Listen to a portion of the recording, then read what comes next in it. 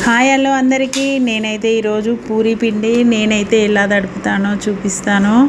First రవ్వ వేయాలి. రవ్వ ఉప్పు వేసి ఫస్ట్ సన్న రవ్వ ఉంటుంది కదా మనం ఉప్మా చేసేది, రవ్వ కొద్దిగా వేయాలి, అంతే, ఎక్కువ వేయొద్దు.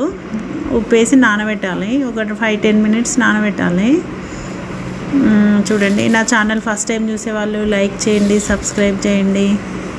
చూడండి, ఇట్లా చేస్తే బాగుంటుంది పూరి, మంచిగా పొంగుతుంది, మంచిగా వస్తుంది. ఇప్పుడు పిండి వేసి కొంచెం ఆయిల్ వేయాలి.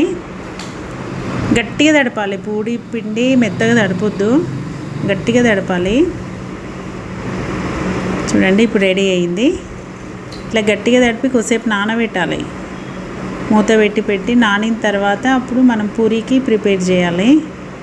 చూడండి, ఇట్లా రావాలి పిండి. ఓకేనా? Thank you.